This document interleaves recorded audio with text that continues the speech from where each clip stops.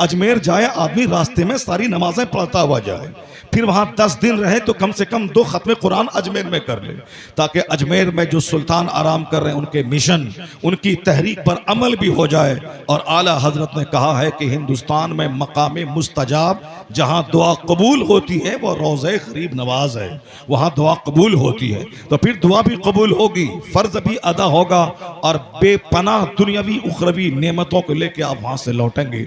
जो रास्ते में नमाज छोड़ के गया कुछ नहीं मिलेगा। अजमेर मोहल्ला में जो सुल्तान है वह सिखों को भी नवाजते हैं, वह काफिरों को भी नवाजते हैं, वह हिंदुओं दलितों को भी नवाजते हैं। एक सिख पंजाब का आया था, उनके अरबों की जायदाद खतरे में थी, वहाँ आया, वहाँ फटा पुराना कपड़ा पहनकर वहाँ के मुजाविर से बोला कि दुआ कर दो बाबा से, बाबा का आशीर्वाद मिल जाए ताकि मेरा काम हो जाए। कोई उसके कपड़े और उसके फटे पुराने कपड़े को देखकर कोई दुआ करने को तैयार न था कि क्या पैसा देगा। एक छोकरा था, उसको कहा कि दुआ कर दो इसके लिए, उन्होंने दुआ कर दी। जब वहाँ से लौटा तो उसके अरबों रुपए की जायदाद जो खतरे में थी वो जायदाद उसको वापस मिल गई।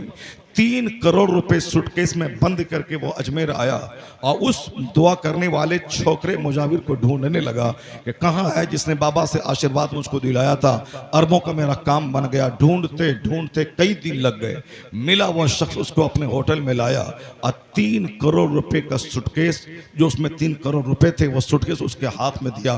कहा मैं क्या करूंगा? कहा तुमने दुआ की थी, बाबा के आशीर्वाद से मेरा अरबों का काम हुआ, ये 3 करोड़ रुपए तुम्हारे लिए मैं तोहफा लाया हूं।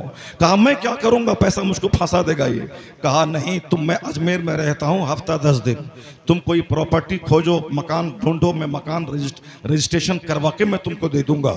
उन्होंने तलाश की, मकान रजिस्ट्री करवा दिया कचहरी से। उसके बाद वो सीख गया। जो फटीचर क्लास का मुजाविर था, जो उसके पास अपना घर नहीं था, गरीब नवाज ने सिखों को अरबों दिया और वहां दुआ करने वाले मुजाविर को करोड़ों दे दिया। वह सिख काफिर था, काफिर को अरबों रुपए दे दिया। समंदर से एक कतरा पानी काफिर भी पीता है, सूअर भी पीता है, कुत्ता भी पीता है, जानवर भी पीता है, लेकिन जो गरीब नवाज की निगाहों का चहीता वो शख्स होता है जो उनके मज़ार पे जाके दुनिया नहीं, वहाँ जाके आखिरत का इनाम मांगता है, नमाजों की पाबंदी मांगता है, सदाकत की जिंदगी की भीख मांगता है, मसलके हक पर जीने और मरने का हुनर मांगता है। गरीब नवाज काफिरों को करोड़ों देते हैं, लेकिन कोई वहाँ जाके जन्नत की भीख मांगे, तब नेक परहेजगार बनने की भीख मांगे।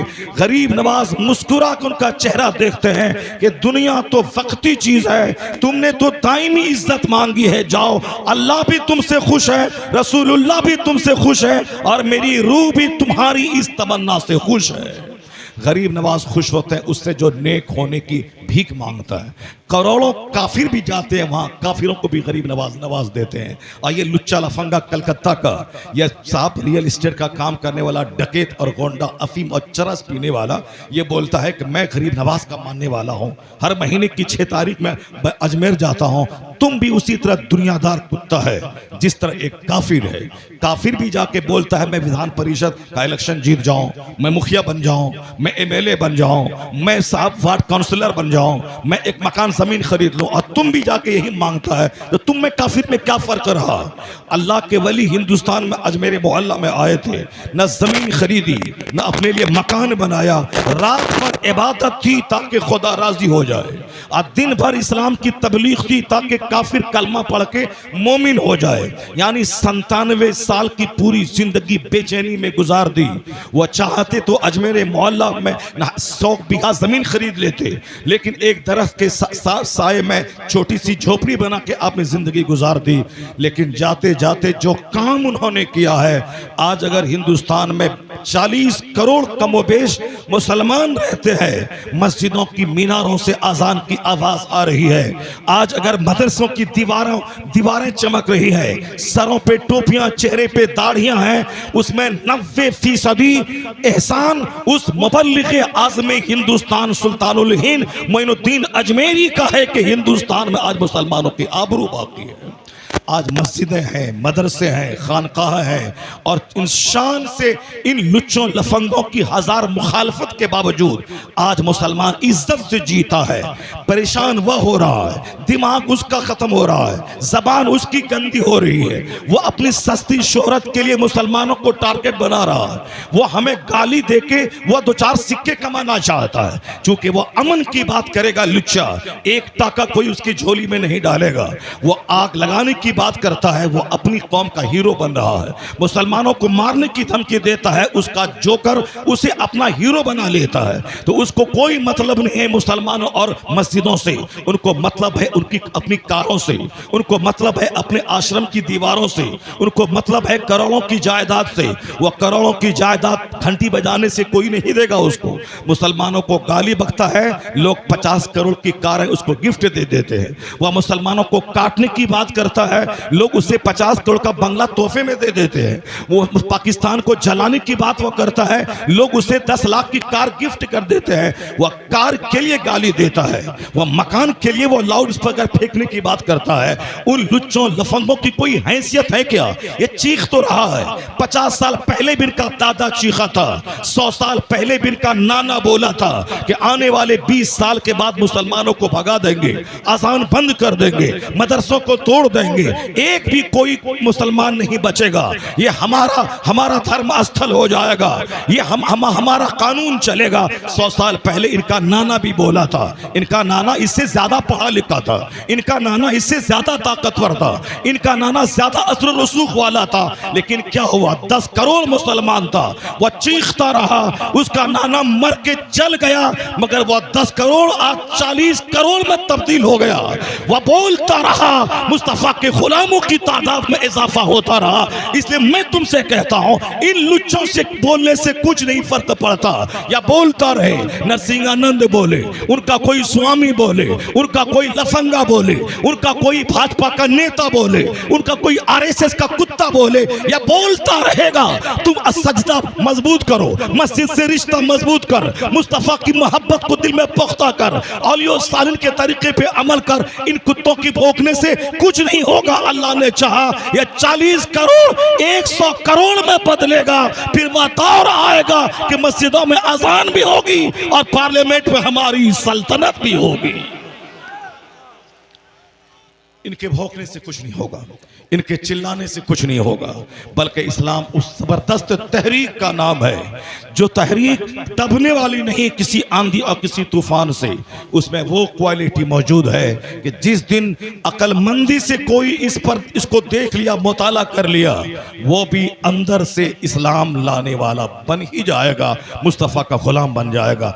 लेकिन चूंकि वो इस्लाम पढ़े बगैर इस्लाम को बुरा कहता है, इस्लाम के करीब आए बगैर वो चंद सिक्के के लिए उसको बुरा कहता है। सरकार गरीब नवाज की तबलीग ने हिंदुस्तान में इस्लाम को मजबूत कर दिया है। इसलिए अब कयामत ही आएगी तो इस्लाम यहां से खत्म होगा। कयामत आएगी तो उस वक्त कोई अल्लाह अल्लाह कहने वाला जमीन पे नहीं रहेगा, यानी सिर्फ काफिर ही काफिर रहेंगे। फिर कयामत का विनाशकारी तूफान आएगा, यानी कयामत आएगी तो उसी वक्त अजान में बंद हो जाएगी, कयामत आएगी उसी वक्त मुसलमानों की तादाद खत्म हो जाएगी, सब लोग मर जाएंगे, सिर्फ काफिर रहेंगे। उसी पे बिजली गिरेगी, उसी पे जलजला आएगा, ये काफिर उस विनाशकारी तूफान में पड़ेंगे। तो वही वक्त, उसके अलावा कोई ताकत नहीं है जो मस्जिदों के अजान को बंद कर दे, कोई ताकत नहीं है जो मदरसों को बंद कर दे। वो हजार चीखता रहे, मेरा कमजोर बेटा भतीजा इस्लाम नहीं जानता है, ये नर्वस हो जाए, लेकिन जो इस्लाम को जानता है वो नर्वस नहीं है। इसलिए कि इस्लाम की तारीख उसी दिन मजबूत हो चुकी है जिस दिन रमजान की 17 तारीख को मैदान बद्र में 313 निहत्ते मुसलमानों को जबरदस्त फतेह अजीम हासिल हुई थी।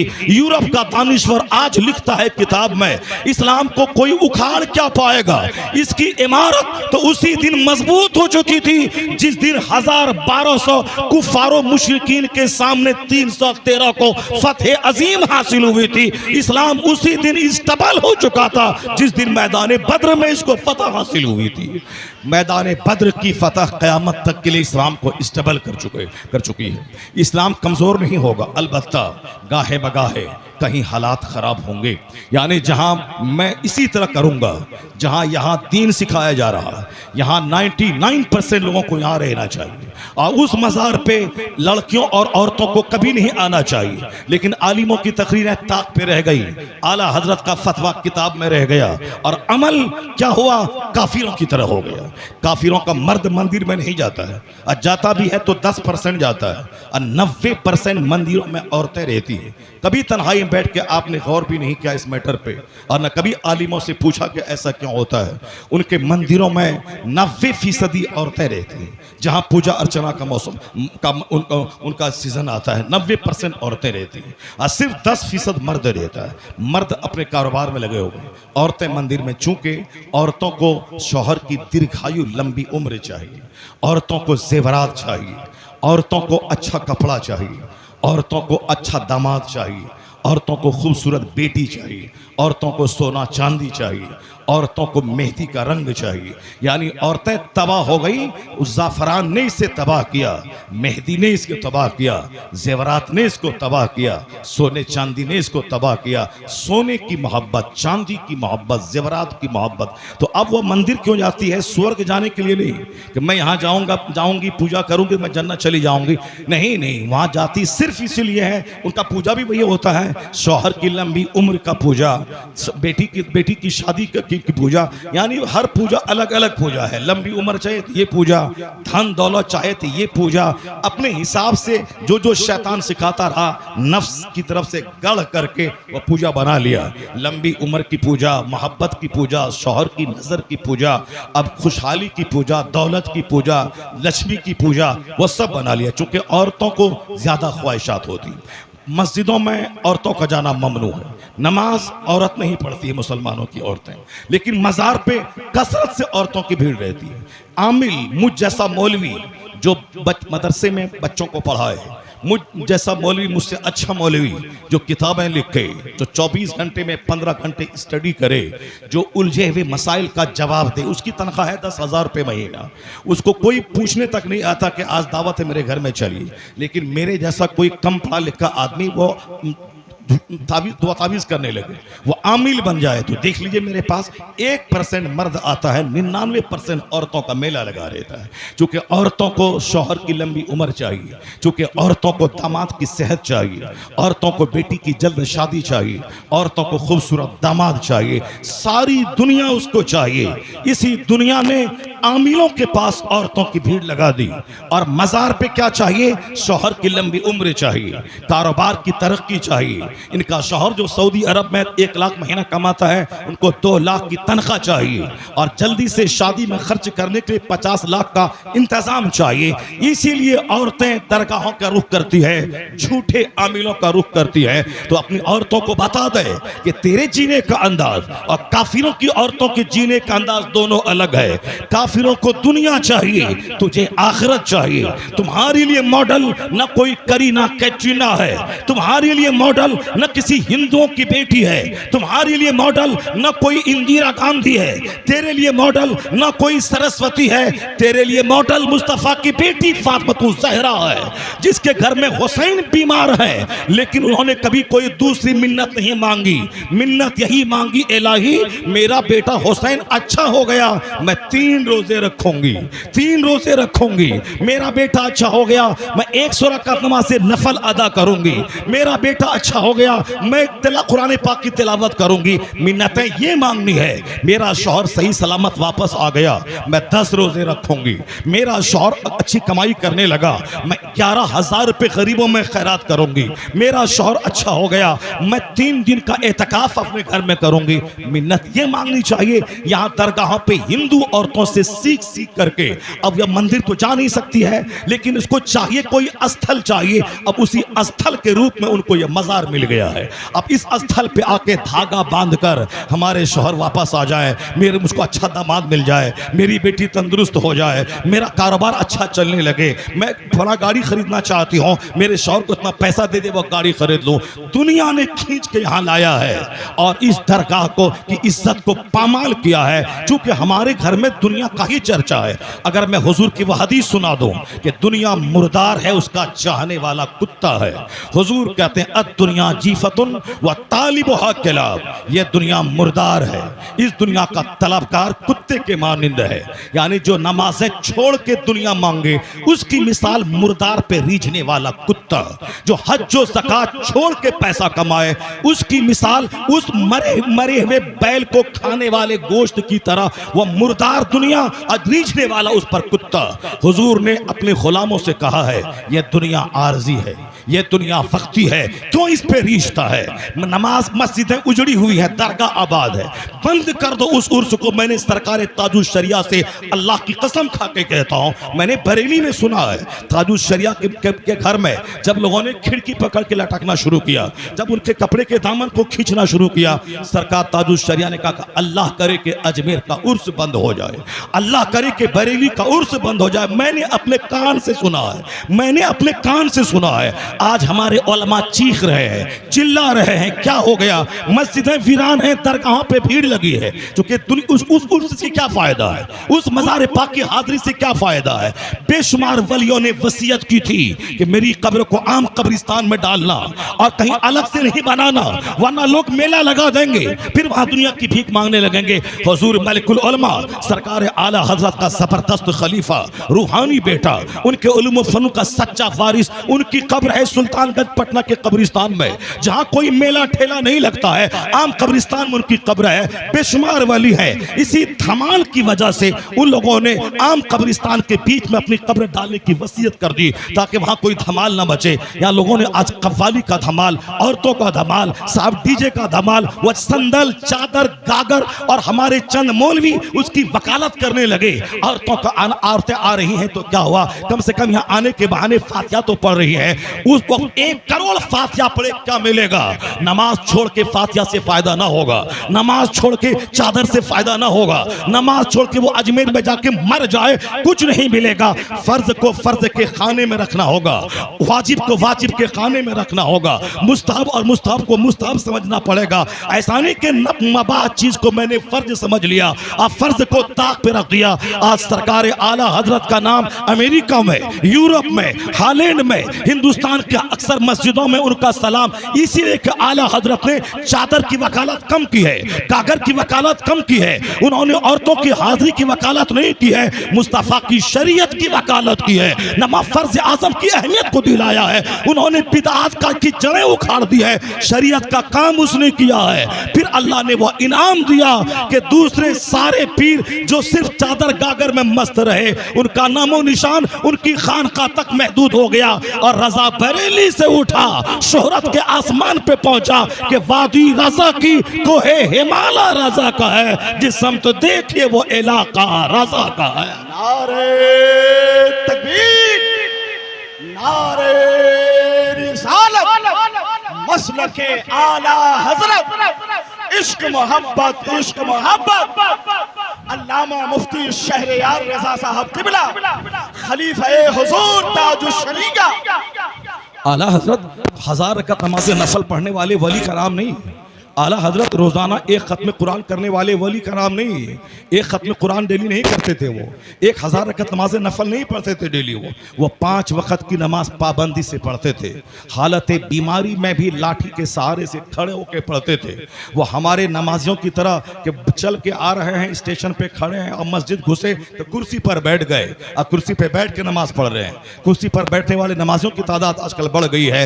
ये समझ लें कि जवानी में तो आवारगी रही, अब बुढ़ापे में नेक बनना चाहता है, सजदे की तौफीक भी छीन ली गई उससे, वह सजदा भी नहीं कर पा रहा है। ऐसे झुक करके रुकू झुक के सजदा करता है। सजदा जो पेशानी जमीन पर रख देता उसकी लज्जतें कुछ और होती है। जो जवानी में आवारगी से काम लेता रहा वो क्या बुढ़ापे में सजदा करेगा? कुर्सी पर बैठ करके अब वो एक्सरसाइज करके चला आता है। सजदे की लज्जतें छीन ली गई, सजदे की तौफीक छीन ली गई। आला हजरत फाज़िल बरेलवी हालत बीमारी में भी कुर्सी से लोग उसको उठा के मस्जिद लाते थे। नमाज बाजमात और मस्जिद का इल्तिजाम ऐसा था कि हालत मर्ज में भी मस्जिद में आके नमाज पढ़ते थे, और जब तक लाठी के सहारे खड़े रह सके, लाठी के सहारे क़याम करते थे और सजदा करते थे। यानी इस कदर नमाज पंजगाना के आप अदा करने वाले थे। नमाज पंजगाना फ़राइज़ व वाजिबात के अलावा जो वक्त होता था, 1000 रकत नमाज नफल पढ़ने से बेहतर जो काम है, रात भर जाग के 1000 रकत नमाज नफल पढ़ने से बेहतर जो काम है, वो काम आला हजरत करते थे। हदीस में आया है कि मन सल्ला सलातल फज्र सुम्मा क़रा बाबा मिनल इल्म खैरुम मिन अल्फ़ रका, जो फजर की नमाज के बाद मस्जिद में बैठ जाए, एक चैप्टर इस्लाम के कानून का पढ़ ले या पढ़ के सुना दे, सुन ले, 1000 रकत नमाज नफल से ये काम बेहतर है। यानी फजर की नमाज के बाद एक चैप्टर बहार शरीयत का पढ़ के सुना देना या खुद पढ़ लेना 1000 रकत नमाज नफल से बेहतर है।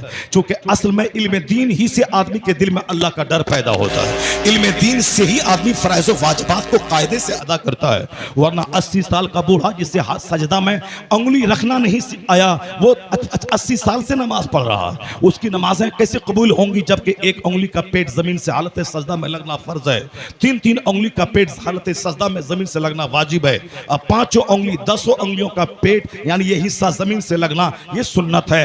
एक उंगली लगी है, वो भी नाखून सिर्फ लगा है, सारी जिंदगी नमाज पढ़ता रहे, कानून की रोशनी में नमाज नहीं होगी। जिंदगी भर से नमाज पढ़ रहा है, जिंदगी ये सारी जिंदगी नमाज पढ़ने में गई, सूरह फातिहा पढ़ना नहीं आया, वह सीखने के लिए मौलवी के पास नहीं गया, नमाज नहीं हो, कानून की रोशनी में नमाज नहीं होगी। अल्लाह तुम्हें फजल से कबूल फरमा ले, अल्लाह सारे गुनाहों को माफ़ कर दे, अल्लाह इमाम आलिम नेक लोगों की वजह से उसको बख्श दे, ये अल्लाह के फजल का मामला है। लेकिन जहाँ तक कानून का सवाल है, कानून की रोशनी में नमाज उसकी नहीं होगी जो नमाज के उसूल और ज़ाब्ते की रियायत के बगैर नमाज पढ़ेगा, कानून में नमाज नहीं होगी। तो नमाज पढ़ने के लिए दर्स ज़रूरी है ताकि वो नमाज पढ़ने का सलीका सीख जाए। रोज़ा बहुत सारे लोगों ने धुआं नाक में लिया, बहुत सारे लोगों ने वजू बनाते हुए हल्क में पानी किया, फिर उस रोजे की कज़ा नहीं की, सोचा रोजा नहीं टूटा।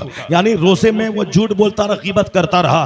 कानूनन दाना पानी बीवी से बचने का नाम रोजा है, लेकिन हकीकत में दाना पानी रोकवा कर अल्लाह हमें तक़वा की कैफियत पैदा करना चाहता है। मैंने तुझको दाने से रोका है ताकि कल तुम झूठ से रुक जाओ, कल तुम शराब से रुक जाओ, कल ग़ीबत से रुक जाओ। दाना पानी बीवी से रोकवाने का मतलब एक सिंबॉलिक चीज है, एक अलामती चीज है। दाना पानी से रोक के उसके पेट से है गुनाहों से रोकना। इसलिए हुजूर ने कहा था मल्लम यदा कौल ज़ूर वल अमल भी फलैस लिल्लाहि हाजतुन फी अन यदा तामहु व शराबा। जिसने रोजा में झूठ बोलना नहीं छोड़ा, अल्लाह को कोई जरूरत नहीं है कि उसने दाना और पानी छोड़ दिया है।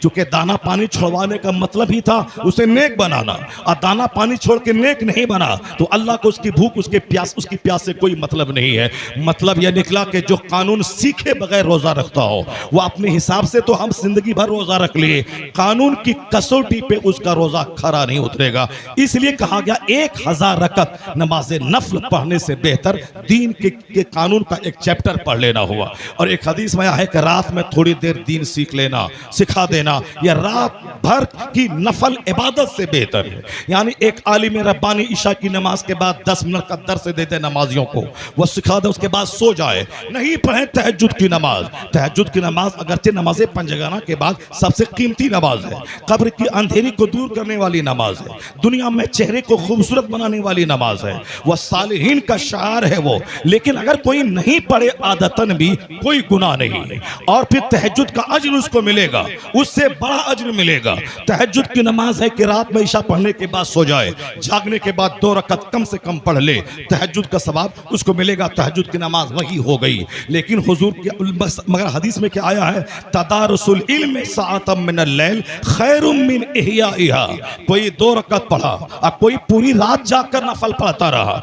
आया है हदीस में कि रात में थोड़ी देर दीन सीख लेना, सिखा देना, यह रात भर जाकर नफल इबादत करने से बेहतर है। यानी 1000 रकत नमाज कोई रात भर पढ़े उससे बेहतर है 5 मिनट 10 मिनट दीन सीख लेना, सिखा देना। इसीलिए कहा गया है कि क़यामत के दिन आलिमों के कलम की रोशनाई को जब शहीदों के खून से तौला जाएगा तो शहीदों के खून पे इनके कलम का इंक गालिब आ जाएगा। चूंकि शहीद जम पे लगाया, अपनी गर्दन कटा दी, पिछले सारे गुनाह उसके माफ हुए, एक ही जंप में जन्नत पहुंच गया। और सबसे बड़ा मर्तबा शहीदों का इस माना कर कि गर्दन कटी, सारी खताओं की जड़ कट गई, सारे गुनाह मिट गए, जन्नत पहुंच गया, अकेले जन्नत चला गया। लेकिन एक आलिम दीन का एक गलत फतवा वो करोड़ों को तबाह कर देगा। एक आलिम का गलत नजरिया करोड़ों को जहन्नम पहुंचा देगा, और एक आलिम का सही फतवा करोड़ों को तबाही से बचा देगा। एक आलिम का सही नजरिया करोड़ों को काफिर होने से बचा लेगा। तो खरबों रकत नमाज से नफल एक तरफ, और एक आलिम रब्बानी का एक फतवा हक एक तरफ, जो करोड़ों को तबाही से बचा ले। तो हजारों साल की रियासतें एक तरफ, और आला हजरत का वो फतवा जिस फतवे में उन्होंने लिखा है ये नजदी वहाबी देवबंदी मुस्तफा के गुस्ताख, और गुस्ताखी की वजह से इनका रिश्ता इस्लाम से कट चुका है, और फिर उनसे बातें कर उनसे रिश्तेदारी करना हराम, उनको मुसलमान समझना हराम। जो उनको मुसलमान समझे, उनके कुफ्र में शक करे, वो भी इस्लाम से खारिज। तो जो आदमी उससे रिश्तेदारी करने वाला था, जो आदमी उसके पीछे नमाज पढ़ने वाला था, जो आदमी उनके पीछे सारी जिंदगी नमाज पढ़ने वाला था, आला हजरत का एक फतवा उसके जिंदगी भर की नमाजों को बचा गया, उसकी बेटी को जिंदगी भर की ज़िनाकारी से बचा गया, उसको तबाही बर्बादी से बचा लिया। तो करोड़ों सजदे एक तरफ, इमाम अहमद रजा का एक फतवा एक तरफ। यही खिदमत है जिस रजा को बरेली से उठा के शोहरत के आसमान पे पहुंचाया कि दूसरे वली खानकाहों तक महदूद है, मगर रजा अमेरिका में इल्म गैब पर मुनाजरा होता है। किताबें किसकी आती हैं? आला हजरत की जाती है। मुनाजरा ऑस्ट्रेलिया में होता है, किताब किसकी जाती है? अहमद रजा की जाती है। इस बात इल्म गैब पे मुनाजरा होता है, बशरियत और नूरानियत पे मुनाजरा होता है। किताबें किसकी जाएंगी? अजमेर जाया जाएगा, वहां मिन्नतें मांगी जाएंगी, मगर इल्म गैब का पर कोई लिखी हुई किताब अजमेर से नहीं जाएगी। वहां बशरियत और नूरानियत के ताल्लुक से लिखी जाने वाली किताब अजमेर की लाइब्रेरी से नहीं जाएगी, बल्कि मुनाजरा चाहे अमेरिका में हो, चाहे हॉलैंड में हो, चाहे बेल्जियम में हो, चाहे हिंदुस्तान के गुजरात में हो। अब सालिमों से, इन बदअकीदों से मुनाजरा जीतने के लिए हथियार चाहिए। हथियार वो किताब है। वो किताब कहां से जाएगी? इमाम अहमद रजा खां की लाइब्रेरी से जाएगी। तो जहां जहां मुनाजरा में जंग को जीता जाएगा, जंग जीती जाएगी, हथियार अहमद रजा का काम आएगा। तो जिसके हथियार से मुनाजरा जीता जाए, जंग को हम जीते, जहां हम अपना सिक्का बैठाएं, अपना काम करें, तो नाम उस रजा का होगा, न कि चादर चढ़ाने वाले का नाम होगा, न कि संदल चढ़ाने वाले का होगा। तो जब तक ये फितना रहेगा और रजा का हथियार काम आएगा, उस वक्त तक दूसरे का डंका नहीं, रजा के नाम का डंका बजता रहेगा। दीन का काम जो करेगा उसका नाम होगा। दीन के काम करने वालों को अल्लाह इज्जत देता है। तो रजा ने दीन का काम किया है, उसी रजा ने इन बिदअतों के ताल्लुक से निशानदेही की है कि कब्र पे हाजिरी कैसे देनी है। आला हजरत ने कहा है कि 4 हाथ दूरी पे खड़ा रहना है, कोई औरत मज़ार पे ना जाए, और जिस वक्त मज़ार पे जाने के कस्द से निकलती है उस वक्त से वापसी तक अल्लाह अल्लाह के फरिश्तों की लानत में रहती है। तो हमने कम से कम, चलो जो बिदअती है, जो फातिहा नियाज करने पर यकीन रखता है, नमाज रोजा नहीं करता है, उन बिदअतियों को अपनी बेटी को ले जाने दो। लेकिन जो रजा का नाम लेता है, जो ताजुश शरिया का नाम लेता है, वो तो कम से कम अपनी बीवियों को मज़ार पे जाने से रोके, वो तो कम से कम अपनी बीवियों को मज़ार पे ना ले जाए, वो तो कम से कम अपनी बेटियों को बेपर्दगी से बचाए। नहीं, यहाँ हम ताजुश शरिया के मुरीद हैं, आप बीवी को लेके मज़ार पे आ गए, बेटी को लेके अजमेर चले गए, बीवी को लेके दिल्ली चले गए, बीवी को लेके अजमेर चले गए, और साहब वहां दलील क्या देंगे? वो क्या करे? कोई नहीं मिलता है तो क्या करे? इन दरगाहों पे दुआएं कबूल होती हैं, तुम दुआ कबूल करो।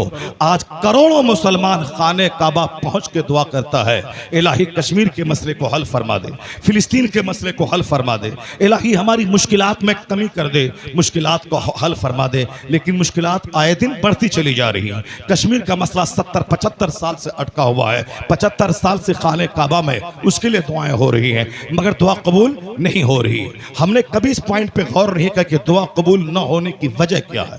जब आप हदीस और कुरान खंगालेंगे तो पता चलेगा कि दुआ की कबूलियत के लिए 2 चीज़ें बहुत ज़रूरी हैं। एक है हलाल चीज़ खाना और हलाल ग़िज़ा इस्तेमाल करना, हलाल पहनना, और एक दूसरी चीज़ है औरतों का पर्दे में रहना।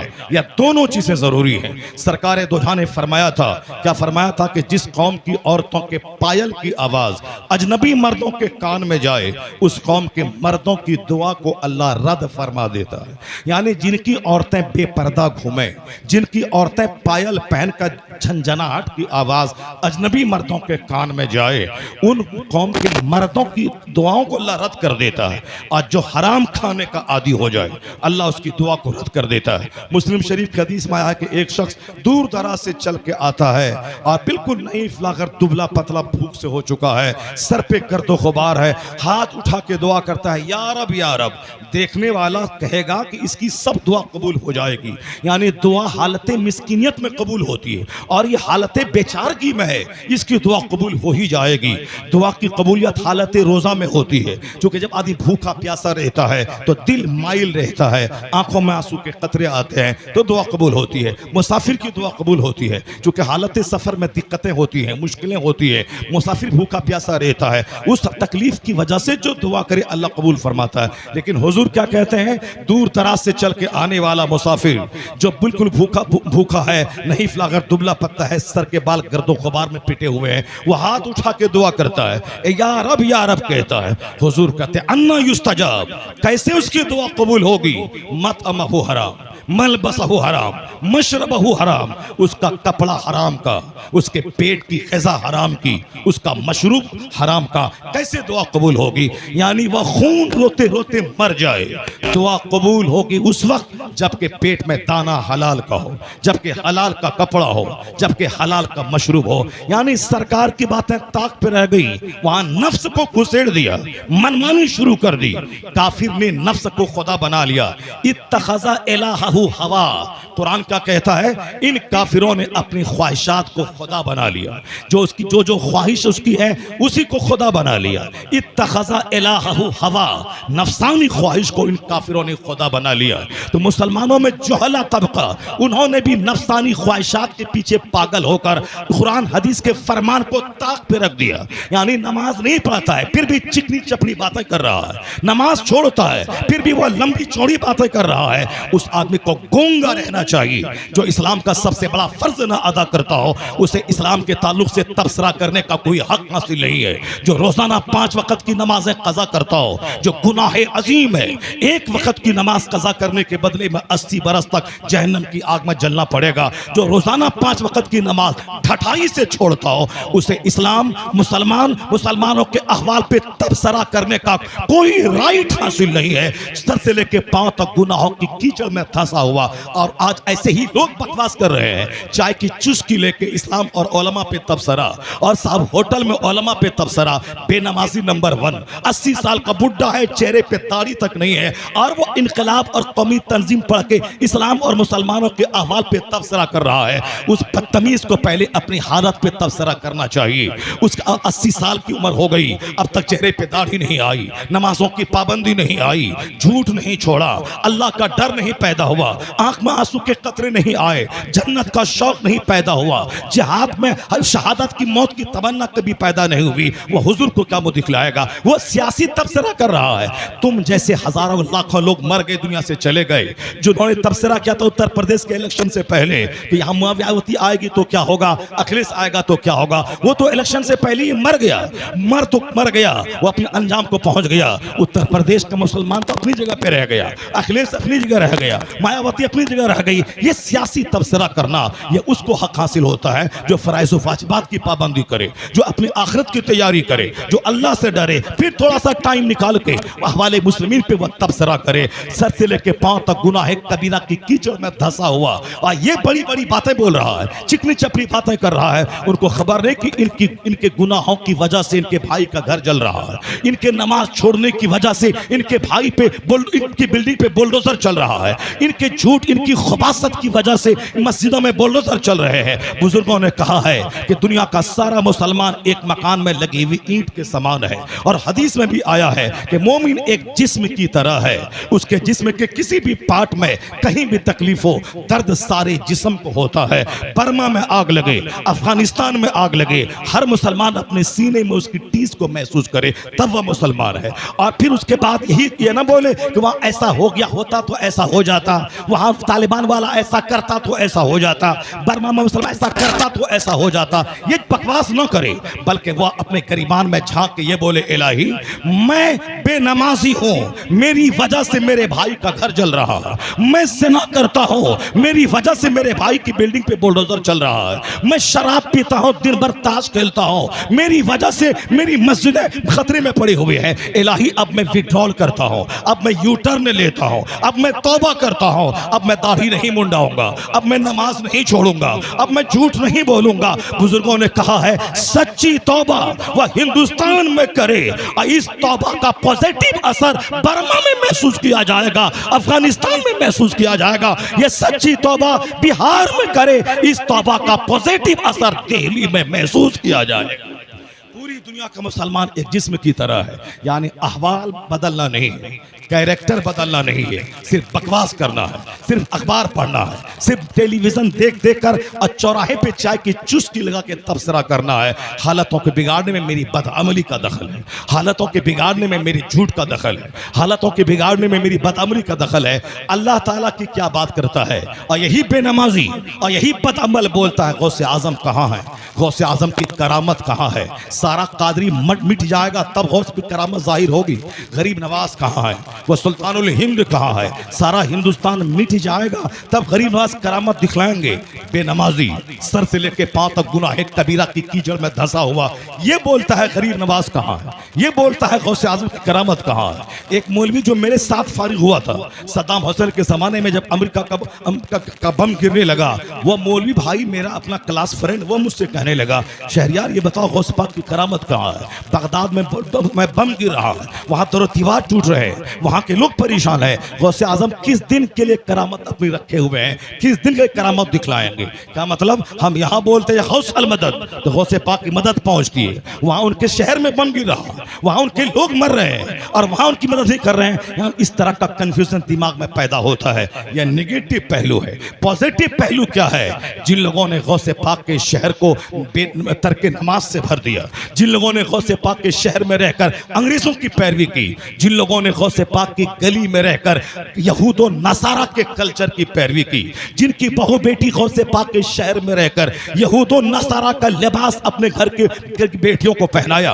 हिंदुस्तान के मुसलमानों से ज्यादा अरब ममालिक के औरतों की बेटियां जींस और टी शर्ट पहनती हैं। उन ममालिक के छोकरे दाढ़ी मोछ मुंडा कर उनके टी शर्ट और जींस पहनते हैं। जब कभी भी आप वहां की तस्वीर और वीडियोस देखें तो वहां के छोकरों, वहां के मर्दों की तस्वीरें आप देख सकते हैं। 80 साल का बुढ़ा है, आप पैंट और कोट पहने हुआ है, न चेहरे पे मोछ है न चेहरे पे दाढ़ी है, और ये साहब मारे मारे फिर रहे हैं और वो कहते हैं कहां ऐन अल्लाह, ऐन अल्लाह, अल्लाह कहां है, अल्लाह कहां है, अल्लाह की मदद कहां है। सारा कल्चर यहूदियों का, चेहरा यहूदियों जैसा, घर के औरतों का लिबास यहूदियों जैसा, घर में बर्थडे पार्टी क्रिश्चियनों जैसी। धीरे धीरे उसी अरब ममालिक से चल चल कर हिंदुस्तान के मुसलमानों के घर में भी वो बर्थडे पार्टी का रुझान बढ़ रहा है। हमारे बच्चे मदरसे छोड़कर अब स्कूल में ज्यादा पढ़ रहे हैं, क्योंकि अब हमको डॉक्टर इंजीनियर बनाने की हवस ज्यादा जाग गई है। यह सारी जिंदगी मौलवी बनकर इस्लाम का नाम लेके पैसा कमाता रहा और पैसा कमा कमा के अपने बेटों को हाफिज बनाना नहीं चाहता है, आलिम बनाना नहीं चाहता है। अब यह दाढ़ी मोछ मुंडवा के, नमाज छोड़वा के ये अंग्रेजों की तरह डॉक्टर और इंजीनियर बनाना चाहता है। दीन के साथ डॉक्टर बने तो गनीमत है, दीन के साथ इंजीनियर बने तो गनीमत है। और दीन छोड़ के इंजीनियर बनना, वो तो सिर्फ काफिरों की तरह मकान बनाएगा, गाड़ी खरीदेगा, चंद सिक्के कमा के खाएगा और 5 कमरे में LED टीवी लगाएगा। उनकी बेटी, उनका बेटा दिन भर वह तमाशा देखेगा। यही तालीम तुमने बेटों को दिलाया, कमाया इस्लाम के नाम पे, कमाया हदीस बोलकर, कमाया कुरान बोलकर, अब बेटों को नसारी की गोद में डाल दिया, यहूदियों की गोद में झोली में डाल दिया। जब उनकी सोच बिगड़ गई है, मैं तुम्हारी सोच से क्या हासिल करो। आप यहाँ, मेरा बच्चा स्कूल में पढ़ रहा है, वहां से लौटने के बाद बोलता अब्बा हुजूर मेरा बर्थडे कल है, बर्थडे में केक चाहिए, मेरे फ्रेंड का बर्थडे हुआ, उसने मुझको इनवाइट किया है, मैं उसको गिफ्ट दूंगा। अब वो कल्चर यहाँ आ गया। अब ये बाप का सीना हिल गया, मेरे बेटे का बर्थडे है, इनका भी 10 दोस्त आना चाहिए, अब बड़ा सा केक कटना चाहिए। चलो कोई हराम काम तो नहीं है, कर लिया जाए। ठीक है, हाँ बेटा मैं केक ला के दे दूंगा, क्योंकि मैं पैसा कमाता हूँ इस्लाम का नाम लेकर, मेरे पास पैसे हैं, मैं केक ला के दे दूंगा। अब बेटा केक काट रहा है, ये बताएं कि उसके पास सरकार की सीरत, सरकार की सुन्नत, इस्लाम का तौर तरीका जाएगा या यहूद और नसारा का कल्चर दिमाग में बैठेगा? जो आज केक काटा है, केक कटवाया है, और सारी जिंदगी इसी तरह यहूद और नसारा की पैरवी हर फिल्म में वो करता रहेगा। इसकी नानी मरे के बाप उसको डांट दे, खबरदार, यहूद और नसारा का तरीका नहीं अपनाना है बेटा। हम मुसलमान हैं, मुसलमानों को खुराफात वाहियात से काम नहीं लेना है। सरकार की सुन्नत ये है, सुन्नत की मुखालफत इसमें है, सरकार की शरीयत में ये आया है। और फिर हिंदुआना कल्चर ये है, यानी कभी झूठे मुंह इस्लाम घर में नहीं बोलता। और जब इस कदर हालत खराब हो जाए, इस्लाम के नाम पे कमाने वाला वो अपने बेटों को मदरसे में पढ़ाने को गवारा ना करे तो कौन पढ़ाएगा? मदरसे उजड़ गए, मदरसों में चंद देहाती का बच्चा, पैसों वालों का सारा बच्चा स्कूल कॉलेज में पढ़ेगा। जब स्कूल कॉलेज में पढ़ेगा वही कल इस्लाम के खिलाफ तबसरा करेगा। उसके घर में शादी ब्याह में कार्ड छपेंगे और बाराती के नाम पे 500 लोग आएंगे, पैसा 50 लाख रुपए पानी की तरफ बहेगा। हल्दी के नाम पे रात जगाई होगी, शबे कदर एक रात जो 1000 महीनों से अफजल है, उसमें मस्जिद में जुम्मन बैठा हुआ है, 5 जुम्मन, और 995 लोग घर में बैठे हैं और शादी के नाम पे रात जगाई हो रही है। 5 दिन से औरतें गीत गा रही है। ये सब हिंदुआना मुशरिकाना कल्चर घर में शादी काफिरों की तरह, वलीमा काफिरों की तरह, बर्थडे काफिरों की तरह, अकीका काफिरों की तरह, तीजा 40वां काफिरों की तरह। और ये बोलता है अल्लाह, अल्लाह कहाँ है, गौसे पाक कहाँ है, गरीब नवाज कहाँ है? ये नहीं बोलता मेरी बदअमली की वजह से अजाब आया है, मेरी बदअमली की वजह से दिन देखने को मिले हैं। जब गौसे पाक के शहर में वहाँ काफिराना कल्चर हो, ये गौसे आजम की नाराजगी का इजहार हो रहा है। यहूदियों का बुलडोजर चल रहा है, काफिरों का बम गिर रहा है, यानी ये गौसे पाक नाराज है, इसीलिए वहाँ बम गिर रहा है। वरना गौसे पाक तो उस वली का नाम है कि वहाँ से मैं 1000 किलोमीटर दूर कहीं मुसीबत में फंसता हूँ, मैं जब या गौस कहता हूँ, माँ बाद में आती है, बाप बाद में आता है, भाई बाद में आता है। गौसे पाक की मदद पहले बगदाद से चल के आती है, गौसे पाक की मदद बगदाद से चल के आती है। ये गौसे पाक की नाराजगी का इजहार हुआ, जो शहर तबाह हो गया। आज गरीब नवाज की नाराजगी का इजहार हो रहा है, हिंदुस्तान तबाह हो रहा है। यानी पॉजिटिवली सोचना पड़ेगा। ये मेरी बदअमली की सजा है कि आज काफिरों के मुंह में जबान आ गई है। ये नापाक बंदरों का पुजारी ये मुझे मिटाने की बात कर रहा है। छुछंदर को खुदा कहने वाला खुदाए वाहिद के परस्तार को आंख दिखला रहा है। गोबर और पखाना को पवित्र समझने वाला ये खुदाए वाहिद के परस्तार को मिटाने की धमकियां दे रहा है। जिन्होंने किसी को नहीं छोड़ा, न दरख्त को छोड़ा, न चांद को छोड़ा, न सूरज को छोड़ा, न सितारे को छोड़ा, न आग को छोड़ा, यानी सबको खुदा कह डाला। ये आग का पुजारी, बंदर का पुजारी, छिपकली का पुजारी, सांप का पुजारी, नदी नाले का पुजारी, पहाड़ का पुजारी, दरख्तों का पुजारी, साहब किसको नहीं छोड़ा? यहाँ तक कि लिंग का पुजारी, जकर को नहीं छोड़ा, शर्मगा को नहीं छोड़ा। जो शर्मगा को पूजे, जो लिंग को पूजे, जो बंदर को पूजे, जो छुछंदर को पूजे, आज वो मुझको मारने की धमकी दे रहा है। आज उसके मुंह में जबान आ गई है। हमें शर्म से पानी पानी हो जाना चाहिए और ये कहना कि पता नहीं मेरा मुस्तकबिल कैसा है, मेरा फ्यूचर कैसा है, मेरा आने वाला दिन कैसा है। ये आने वाला दिन पे हमारा बच्चा तबसरा कर रहा है और ऐसे हालात पैदा हो गए आने वाले दिन में जब छुछंदर का पुजारी बोलेगा यहाँ रहना है तो ये छुछंदर का नारा लगाना होगा। अब ये बोलेगा जब यहाँ रहना है तो क्या करना है, जान बचाने के लिए तो बोलना पड़ेगा। चलो हक मरने के बाद क्या होगा कौन जानता है। यहाँ तो प्रॉपर्टी है, दुकान है, मकान है, बीवी बच्चे हैं, वरना ये मार के खा जाएगा। चलो बोलना पड़ेगा, दूसरों के मुल्क में रहते हैं, दूसरों के रंग में तो रंगना ही पड़ेगा, दूसरों के मुल्क में रहते हैं। यानी ये इतना कमजोर अंदर से हो गया, अब ये बोलने लगा दूसरों के मुल्क में रहते हैं। जो मुल्क इनके बाप दादा का, जो 1000 साल पहले इनके बाप दादाओं ने जिस चमन को सींचा संवारा है, अब उनका कमजोर बेटा बोल रहा है दूसरों के मुल्क में रहते हैं, उनका तो नाज उठाना पड़ेगा। यह दूसरों के मुल्क में रह रहा है। इनकी बदअमली ने इसको अंदर से पस्त कर दिया, इनका हौसला तोड़ दिया।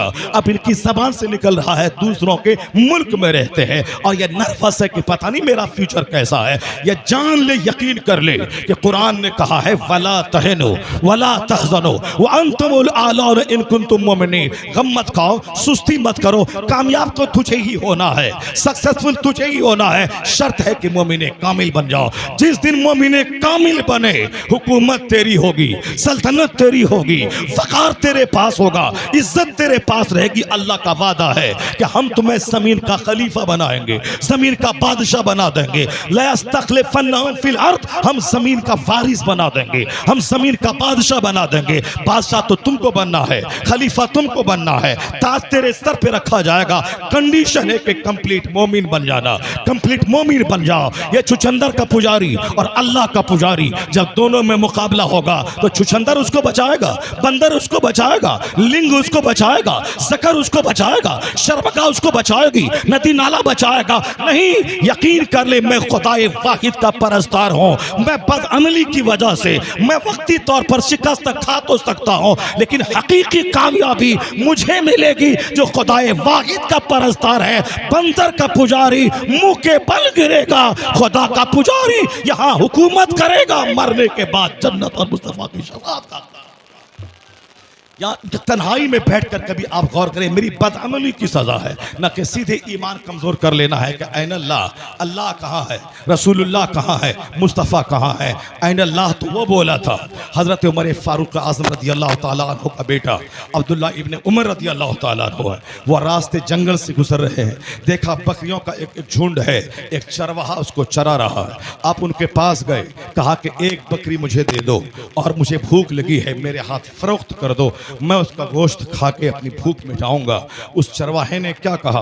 कहा कि मैं इन बकरियों का चरवाहा हूँ, राई हूँ, रखवाला हूँ, इसका मालिक तो शहर में रहता है, मैं इसका मालिक नहीं हूँ, मैं इसका चरवाहा हूँ, मैं इसकी निगरानी करता हूँ और मैं तेरे हाथ बेच नहीं सकता चूंकि मैं इसका मालिक नहीं हूँ, मालिक तो शहर में रहता है। अब्दुल्ला इब्न उमर कहते हैं जहाँ हजारों बकरियां चल रही हैं, एक बकरी अगर तू मेरे हाथ बेच डालेगा तो कोई फर्क नहीं पड़ेगा, और अगर तू इतनी हजार बकरियां चल रही है, दो चार बकरियों का रोजाना मर जाना कोई अकल के खिलाफ बात नहीं है। तुम इतना भी कह सकता है उस अपने मालिक को कि बकरियां मर गई, मैंने उसको उठा के फेंक दिया, तुम मेरे हाथ बेच लेगा, तुझे पैसा भी मिल जाएगा, मुझे बकरी मिल जाएगी, मेरे हाथ बेच डालो। वो चरवाहा क्या कहता है? हाँ हाँ ठीक है, मैं मालिक को बोल दूंगा कि बकरी मर गई और मैं बकरी तेरे हाथ बेच डालूंगा, उस पैसे से मैं खा लूंगा और तू बकरी खा लेगा, मैं तेरे हाथ बेच डालूंगा। मालिक तो शहर में रहता है, उस मालिक को मैं बोल दूंगा कि तू कहाँ है। ऐन अल्लाह, ऐन अल्लाह, मैं अल्लाह को कहाँ ले जाऊंगा, अल्लाह को कहाँ ले जाऊंगा जो हकीकी मेरा मालिक है, जो सबको देख रहा है। मैं उस अल्लाह को क्या जवाब दूंगा, मैं उस अल्लाह को क्या जवाब दूंगा। अब्दुल्ला इब्ने उमर की आंखों में आंसू के कतरे आ गए होंगे। उन्होंने कहा कि जब इस कौम का चरवाहा अल्लाह की जात पर इतना मजबूत यकीन रखता है तो इस दौर के मुत्तकी का ईमान कैसा होगा, उस जमाने के साले का ईमान कैसा होगा। तो जिस जमाने के बकरी चराने वाला अल्लाह की जात पर ऐसा यकीन रखे, मेरा रब है, मुझे देख रहा है, यह यकीन काश सारे मुसलमानों को हासिल हो जाए। वह तन्हाई में भी रब से डरेगा, मजमे में भी रब से डरेगा, वह धान के खेत में भी डरेगा, 5 स्टार होटल में भी डरेगा, वह नदी के किनारे मक्का के खेत में भी डरेगा, वह बांस की पहाड़ी में भी डरेगा, वह 5 सितारा होटल में भी डरेगा। आज 5 सितारा होटल में क्या हो रहा है सबको मालूम है, आज रात के सन्नाटे में क्या हो रहा है सबको मालूम है, ये मोबाइल क्या गुल खिला रहा है सबको मालूम है। 2-2 लाख का मोबाइल अमेरिका के यहूदी के पास है, वो मोबाइल पैंट के अंदर है, कॉल आया उसे कॉल रिसीव के अंदर रख दिया, और हमारा लुच्चा लफंगा बेटा 2000 रुपए का मोबाइल जुमा के दिन मस्जिद में चलाता है। मेरा लुच्चा लफंगा बेटा 2000 रुपए का मोबाइल जुमा के दिन मस्जिद में चलाता है, जलसे के अंदर चलाता है, वहाँ खिताब हो रहा है, खिताब के वक़्त में जब वहाँ खिताब सुनना ज़रूरी है। जुमा के दिन जब मेंबर पे इमाम चले जाएं और अज़ान सानी होने लगे उस वक़्त खामोश रहना फ़र्ज़ है। अज़ान सानी का जवाब भी ज़बान से नहीं देना है क्योंकि खामोश रहना फ़र्ज़ है। उस वक़्त सरकार का नाम अज़ान में सुन के अंगूठा चूमना मना है क्योंकि वहाँ खामोश रहना फ़र्ज़ है।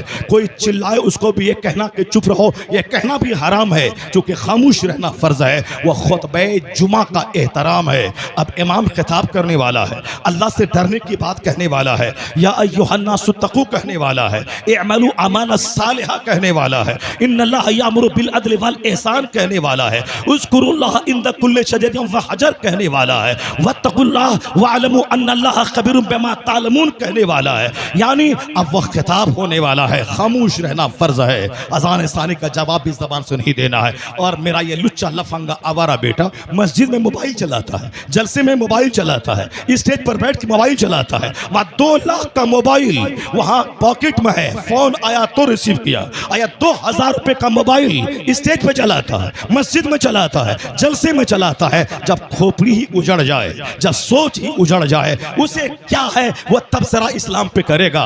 उसे कोई हक नहीं पहुंचता मुसलमानों के अहवाल पर गुफ्तगू करे, उसे कोई हक नहीं पहुंचता वो मुसलमानों की हालतों के तबसरा करे। मेरा जाहिल बेटा मोबाइल चला चला के परेशान हो गया, यानी छोटी सी नेमत मिली थी मोबाइल की सूरत में, इसको बहुत इसका शुक्र अदा करता। अल्लाह का शुक्र है मैं दिल्ली पंजाब में रहता हूँ, पहले 15 दिन के बाद खत पहुँचता था, तब घर की खबर मिलती थी, लेकिन आज तो 15 सेकंड में घर से राब्ता हो जाता है।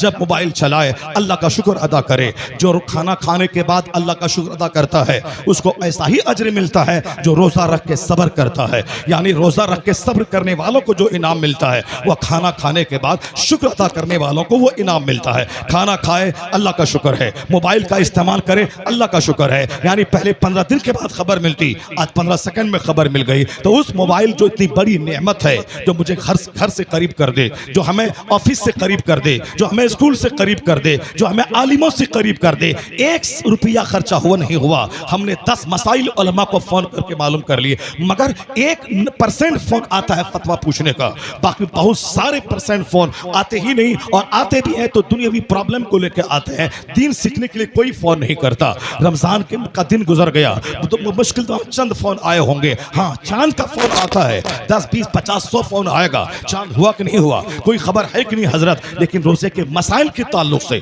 तरावी के मसाइल के ताल्लुक से कोई फोन नहीं आएगा, चूंकि बात पूछने की फुर्सत क्या है, जैसे चाहो रहो अल्लाह माफ कर देगा। मत रखो, मत नमाज पढ़ो, जानवरों की तरह भूखा प्यासा रहो।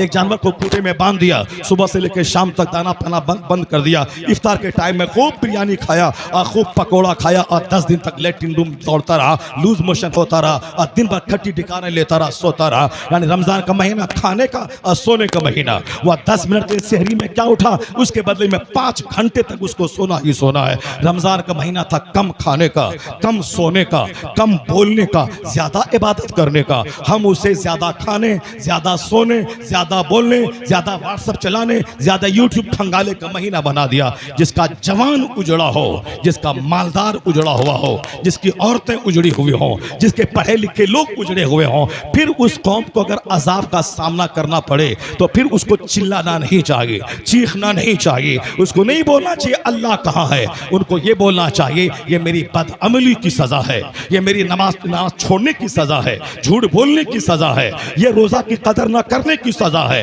ये हज फर्ज हुआ 10 साल पहले या उसके मौखर करने की सजा है, और फिर इसको दूसरों पर ठेकरी फोड़ता है। ये मौलवी लोगों की वजह से ये अजाब आया है, नेता को मौलवी बोलता है या इन झूठे नेताओं की वजह से अजाब आया है, और ये नेता बोलता है या पीरों की वजह से अजाब आया है, या पीर बोलता है या बदअमल खतीबों की वजह से अजाब आया है, ये खतीब बोलता है या बदअमल बेनमाजी शोरा की वजह से अजाब आया है, और शोरा बोलता है ये साहब दुनियादार मालदारों की वजह से अजाब आया है। यानी औरतों की तरह सोच मेरी हो गई। औरतों के पास जो ज्यादा बैठेगा उसकी अकल घटेगी, उसकी शहवत बढ़ेगी। इसीलिए कहा गया है कि औरतों के पास कम बैठा करना, वरना अकल घटेगी और शहवत बढ़ेगी। जब अकल घटती है ख्वाहिश में इजाफा होता है। पागलों को ज्यादा सेक्सुअल ख्वाहिश होती है, वह ज्यादा गंदी गंदी बातें बोलता है, और जो कम अकल होता है उसको ज्यादा औरतों की चाहत होती है। जो अकलमंद होता है वह गंभीर होता है, वह महीनों महीनों बीवियों से अलग रहे। अकलमंद औरत है महीनों महीनों शौहर से अलग रहे, कोई चाहत नहीं होती। लेकिन जहाँ अक्ल कम होती है वहाँ ज्यादा चाहत होती है। आखिर जमाने में चूंकि अक्लें छीन ली जाएंगी, हदीस में आया है तुनज़हो उक़ूलु अक्सर ज़ालिका ज़मान, एक जमाना ऐसा आएगा उस जमाने के अक्सर लोगों की अक्लें छीन ली जाएंगी। जब अकल छीन ली जाएंगी तो वह पागल की तरह हो जाएंगे। जब पागल की तरह हो जाएंगे, वह 10 स्कॉर्पियो ले गया है बारात में, मैं 20 ले जाके दिखा दूंगा। वह 100 को खिलाया है, मैं 500 को खिला के दिखा दूंगा।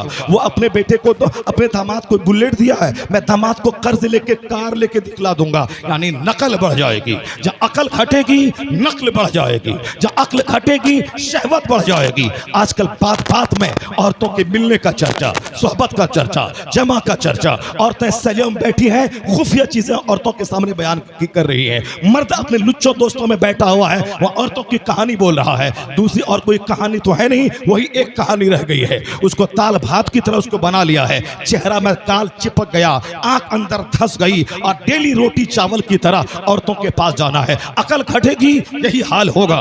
मौला अली से किसी ने पूछा था कि कब कब बीवी के पास जाना है? कहा जिंदगी में एक बार जाना है। कहा हुजूर जो ज्यादा जाना चाहे, कहा साल में एक बार जाना है। कहा और कोई ज्यादा जाना चाहे, महीने में एक बार जाना है। कहा अगर और कोई ज्यादा जाना चाहे तो कहा था वो कब्र का कुआं है, वो मौत का कुआं है। चाहे जितनी बार चाहो छलांग लगा लो, यानी वो मौत का कुआं है, लगाओ छलांग। यानी चेहरे का चमड़ा अंदर अंदर सिमट गया, आंखें धंस गई और साहब बिल्कुल किकिर दुबला पतला हो गया है। और ये साहब शहवतों की बात कर रहा है। अकल घट गई, शहवत में इजाफा हो गया।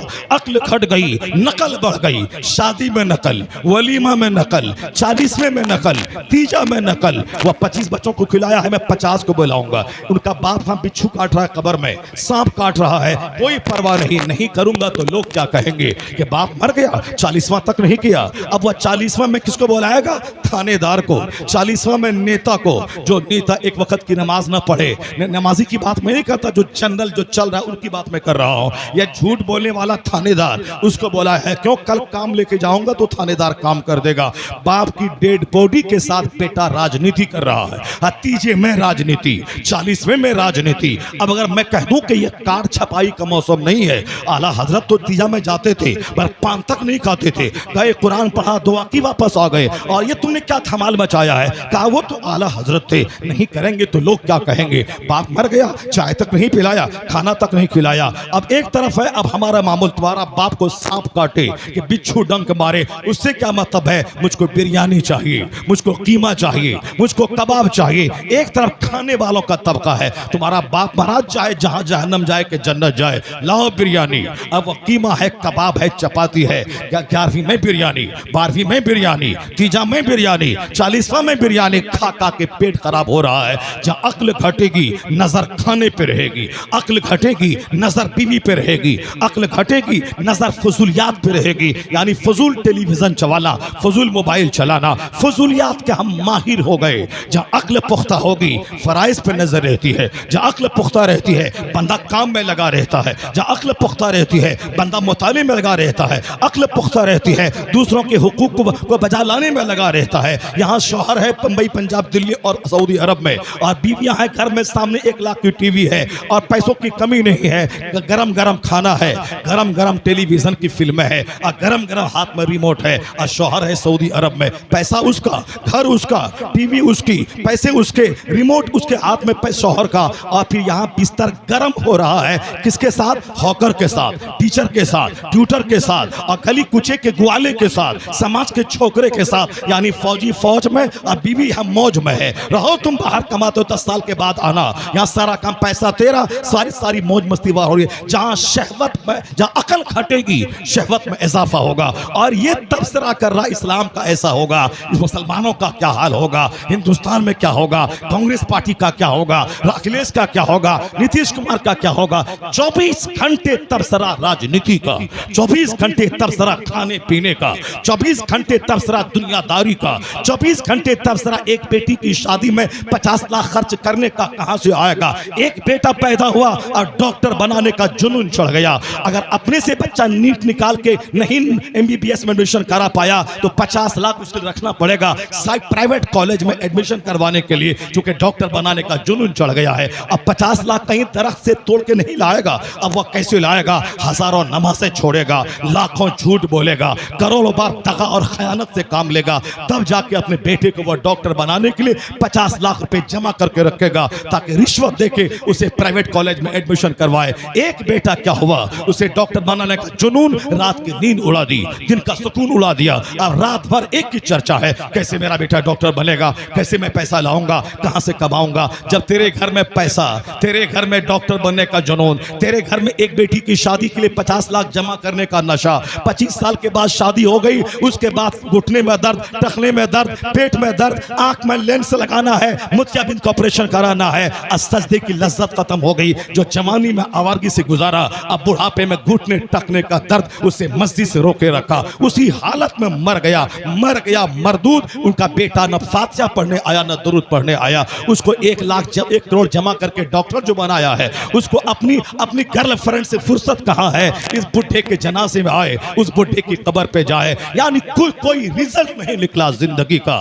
दुनिया में परेशान रहे और मरने के बाद अब जहन्नम की आग में जलने को तैयार रहे, क्योंकि वहां नमाज का तोहफा है, न रोजे का तोहफा है, न इखलास का तोहफा है, न गुनाहों से बचने का तोहफा है, कुछ तो है नहीं। वहां तो करोड़ों करोड़ गुनाह लेके गया है। जब यहाँ चैन नहीं मिला, वहां क्या चैन मिलेगा? यही गफलत की जिंदगी है। और अल्लाह कहाँ है? गौसे आजम कहाँ है? गरीब नवाज कहाँ है? पता नहीं मुसलमानों के साथ क्या होने वाला है, मुसलमानों के साथ क्या होने वाला है। हाँ, लुच्चा बोलेगा कि मेरा मुस्तकबिल खतरे में है, लफंगा बोलेगा मुस्तकबिल खतरे में है, लेकिन यूरोप का एक दानिश्वर क्या बोलता है, जरा गौर से सुनना। वो क्रिश्चियन है मगर मुताला करने का आदी है, इतना बड़ा पढ़ा लिखा आदमी है जिनकी किताब हिंदुस्तान के कॉलेज में चलती है, हिंदुस्तान की यूनिवर्सिटी में चलती है, यूनिवर्सिटीज में चलती है। जो इतना बड़ा पढ़ा लिखा राइटर जिनको जो लिखे यूरोप में, उनकी किताब हिंदुस्तान में चले, कितना बड़ा पढ़ा लिखा आदमी होगा। जैसे गालिब और मीर और ज़ौक़ की उर्दू की किताब है, अमेरिका की यूनिवर्सिटी में जो उर्दू फैकल्टी रखता है वो पढ़ता है। उसी तरह हिंदुस्तान में अंग्रेजी के चैप्टर को जो रखता है वो जॉर्ज बर्नार्ड शॉ की किताबों को पढ़ता है, विलियम वर्ड्स को पढ़ता है, जॉन कीट्स को पढ़ता है, एस.टी. कॉलेज को पढ़ता है। यानी ये यूरोप के बड़े पढ़े लिखे शायर, पढ़े लिखे ड्रामाटिस्ट लोग हैं। जॉर्ज बर्नार्ड शॉ बहुत बड़ा पढ़ा लिखा आदमी। ये लुच्चा लफंगा जो बोलता माइक फेंक देंगे, माइक निकाल देंगे, हिंदी भी बोलना नहीं आती, हिंदी भी शुद्ध नहीं बोल पाता है। उनको तो हीरो बनने का जुनून चढ़ा हुआ है, इसलिए ऑल फॉल पकता है कि 4 मई तक ऐसा नहीं हुआ, हनुमान चालीसा करेंगे, माइक उठा के फेंक देंगे, ये कर देंगे, वो कर देंगे, कुछ नहीं करेगा। यह सिर्फ अपने ग्रुप का हीरो बनने के लिए वो इस तरह की बयानबाजी से काम लेता है। वरना उसका जो पढ़ा लिखा आदमी है, जो गंभीर आदमी है, वो इस कदर कम्युनिज्म की बात करने में विश्वास नहीं रखता, वो ऑल फॉल नहीं बकता है। उनकी पार्टी का गंभीर आदमी है प्रधानमंत्री, वो ऑल फॉल नहीं बकता है। उसकी पार्टी का लुच्चा लफंगा वो बयान देता है, ये कर देंगे, वो कर देंगे, वैसा कर देंगे, रामराज कायम कर देंगे, मुसलमानों को भगा देंगे, वोट देने की सारी कैपेसिटी से छीन लेंगे। जब ये निरस्त हो जाएगा फिर हम जो चाहेंगे सो करेंगे। पाकिस्तान में जैसे लोग हैं वैसे यहाँ रहेंगे। इन बदतमीजों को स्कूल की बात कभी नहीं बोलता, कॉलेज की बात कभी नहीं बोलता। हमारे बच्चे पढ़ेंगे, हमारे बच्चे लिखेंगे, हमारे बच्चे इंजीनियर बनेंगे, हमारे बच्चे डॉक्टर बनेंगे, हमारे बच्चे शरीफ बनेंगे, हमारे बच्चे शराब नहीं पिएंगे। हिंदुस्तान में जुल्म हो रहा है, जुल्म को मिटाएंगे। हर 1 मिनट पे रेप का केस दर्ज हो रहा है, उसको खत्म करेंगे। नहीं, सिर्फ एक आदमी गंभीरता के साथ बोलता है, बाकी सब लुच्चे लफंगे की तरह बात कर रहे हैं। हम जला देंगे, हम कटा देंगे, और हमारा बच्चा जो गुनाह में डूबा है ये नर्वस हो रहा है। पता नहीं क्या होने वाला है, आने वाले साल के बाद क्या होगा, 2-4 साल के बाद क्या होगा। यकीन नहीं कि दुनिया चाहे इधर से आए उधर जाए, चाहे आसमान जमीन पे आए, उससे क्या मतलब है। इस्लाम की रस्सी को मजबूती से थामे रखना है, नमाजों की पाबंदी करनी है। अगर जिंदा रह गए तो गाजी बन के रहेंगे, मरना है ही, चाहे हॉस्पिटल में मरे, चाहे खेत में मरे, चाहे खलियान में मरे, बेहतर है कि अल्लाह के नाम पे मर जाए, हालत सजदा में मर जाए, अज़ान देते देते मर जाए। यानी जैसे जैसे तकलीफ बढ़ती जाएगी, मुसलमानों का ईमान स्टेबल होना चाहिए, इसका यकीन पुख्ता होना चाहिए। मुसीबत बढ़ेगी, गर्दन कटेगी, इसके भी आगे कोई मुसीबत है क्या? और गर्दन औलाद के नाम पे तो कट रही है, बीवी के नाम पे कट रही है, खेत खलियान के नाम पे कट रही है, एक बालिश जमीन के नाम पे कट रही है। यह बुरी मौत है, अच्छी मौत है वो मैं दाढ़ी रखूं मारा जाऊं, मैं टोपी पहनूं मैं मारा जाऊं, मैं नमाज पढ़ूं मैं मारा जाऊं। हर आदमी मदीने में मरता है क्या? करोड़ों में कोई मरता है। हर आदमी बगदाद में मरता है क्या? करोड़ों में कोई मरता है। हर आदमी हालत सजदा में मरता है क्या? करोड़ों में कोई मरता है। मैं मुसलमान हूं इसीलिए गर्दन काटा जाए, इससे बेहतर कौन सी मौत होगी? जब मरना ही है तो एड़ी रगड़ रगड़ के हॉस्पिटल में क्यों मरेगा? तो दाढ़ी रख के मरेगा, टोपी पहन के मरेगा, सजदा करके मरेगा। कम से कम क़यामत में इतना तो कह दूं, इलाही मैं तुझको पूजता था, इसी वजह से मैं मारा गया, रब ने कबूल कर लिया। वो एक गर्दन का कट जाना तो करोड़ों साल की गुनाहों की जड़ें कट जाएंगी, करोड़ों साल की खताओं की जड़ें कट जाएंगी। इधर गर्दन कटेगी, एक ही जंप में जन्नत में मुस्तफा का पड़ोस मिल जाएगा। शहादत का जुनून होना चाहिए। तो फिर ये मरना ही लास्ट मकसद है। जब मरना ही है इस्लाम के नाम पे तो बेहतर है कि रब के नाम पे मर जाऊं, हालत सजदा में मर जाऊं, मस्जिद में मर जाऊं, दाढ़ी रख के मर जाऊं, मुसलमान हूं इसीलिए मारा जाऊं। मुसलमानों के चेहरे पे कभी मायूसियत नहीं आएगी, वह इस बात को दिमाग में बैठा ले, यहाँ तो बच्चे की मोहब्बत, औलाद की मोहब्बत, लंबी उम्र जीने की चाहत, बच्चों को डॉक्टर बनाने की मोहब्बत, छोटे छोटे बच्चों की परवरिश का ख्याल। तुम मर जाएगा, ये बच्चे कहाँ से खाएंगे, ये बोलता है। और जिसका जवान बाप अपनी मौत मर गया और 2-4 छोटे बच्चे छोड़ के मर गया, क्या उनके बच्चों ने भीख मांगी? उनके बच्चे भूखे मर गए? नहीं मरे। बाप की मौजूदगी में जो खाता उससे बेहतर खा खा के वो जिया है, अच्छा से रहा है। क्योंकि अल्लाह रब्बुल इज्जत जिसको मौत देता है, अगर उसके 2-4 बच्चे रहते हैं, अल्लाह उन मुश्किलात के लिए आसानी के दरवाजे खोल देता है।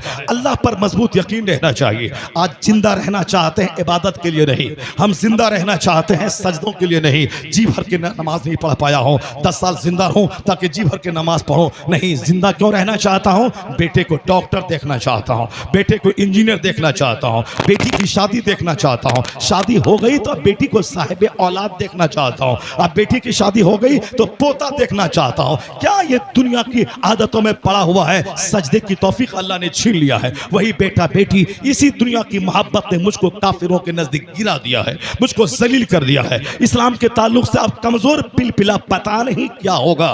यूरोप का दानिश्वर जॉर्ज बर्नार्ड शॉ मुसलमान नहीं है, वह इस्लामियात की स्टडी किया है, वह इस्लाम को पढ़ा है। वो पढ़ा लिखा आदमी, हिंदुस्तान का 1 करोड़ जाहिल की बोली एक तरफ, वह पढ़ा लिखा दानिश्वर उसकी एक बोली एक तरफ। ये लुच्चा लफंगा जो तबलची बजा के चिल्लाता है, ये तो लुच्चे लफंगे चंद सिक्के के लिए नाच रहे हैं। यूरोप का पढ़ा लिखा वो दानिश्वर क्या बोलता है, मेरा बच्चा भी सुने, मेरे जवान भी सुने, सारे लोग सुने। उन्होंने आज से 50 साल पहले कहा था, if any religion has a chance of ruling over England nay Europe within the next 100 years it is इस्लाम।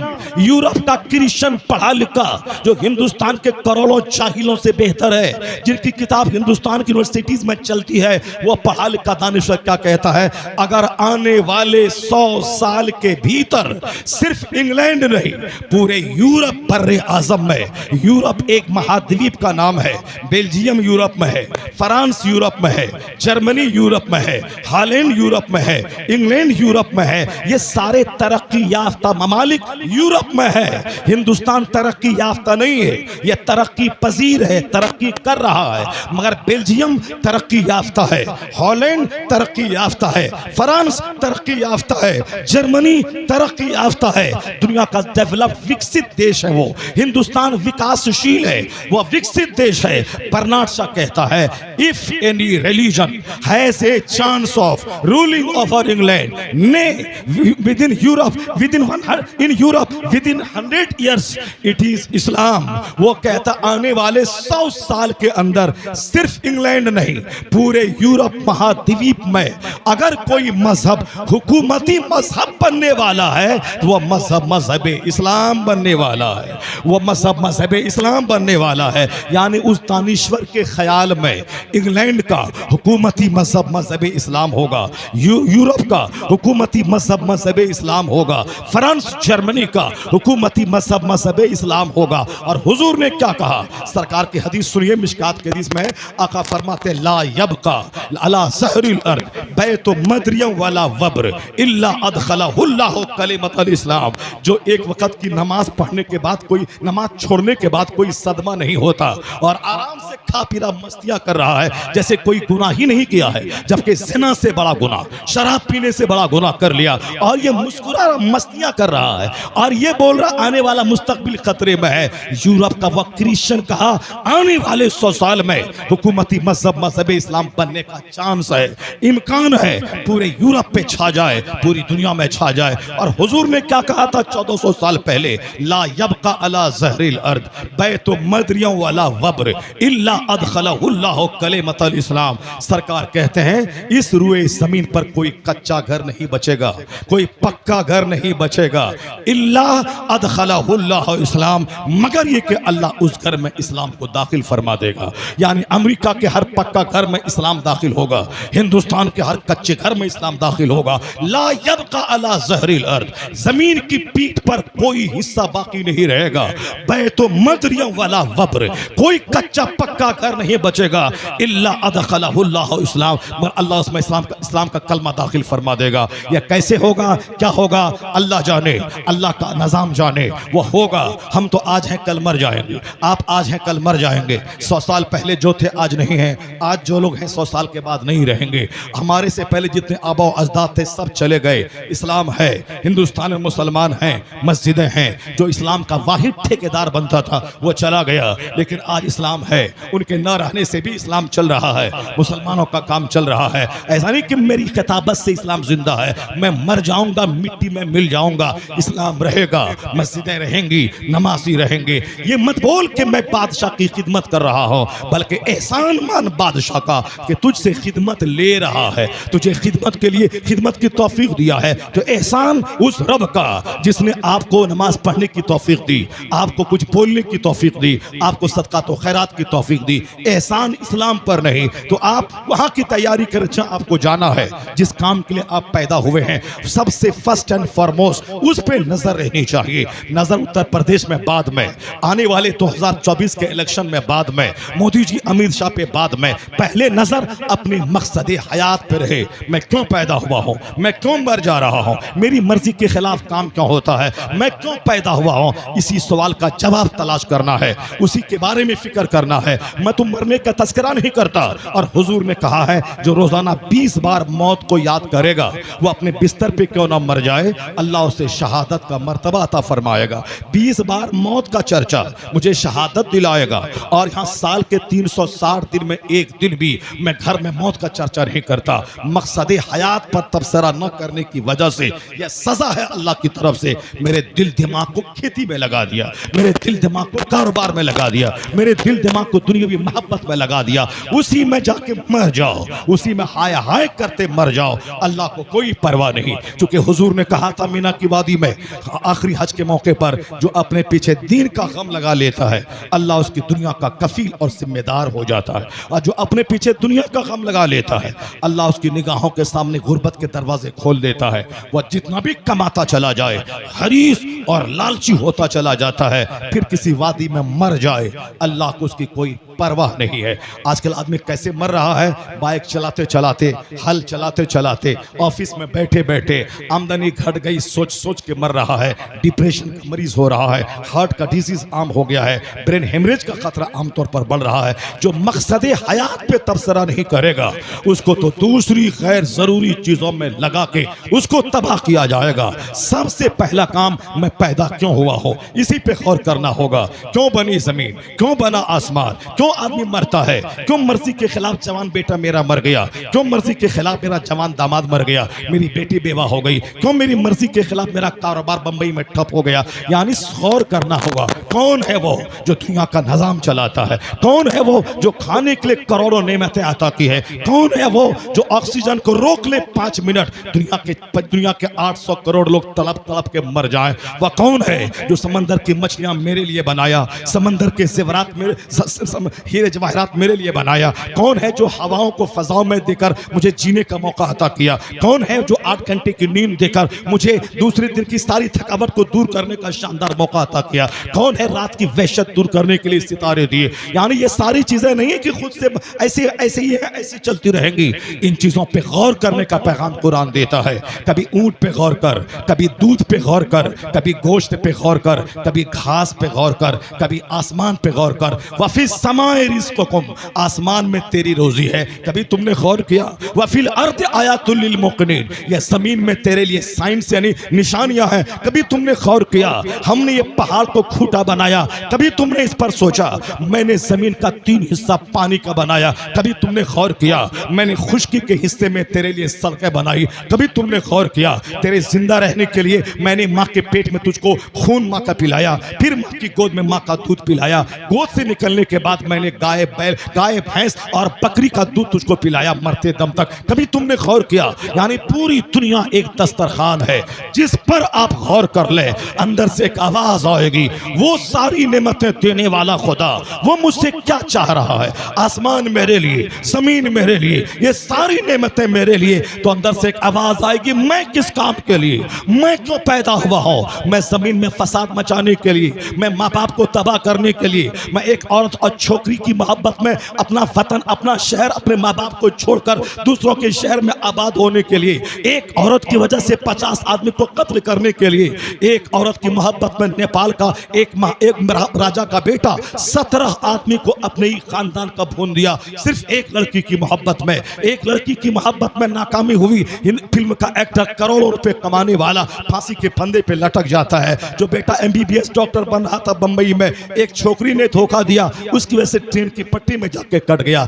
इसीलिए पैदा हुआ था बेवकूफ, ताकि एक लड़की वजह से पट्टी में कट जाओ, एक औरत की वजह से अपने बाप माँ भाई बहन सबको कत्ल कर दो, उस छोकरी की वजह से माँ बाप का सारा प्यार कुर्बान कर दो।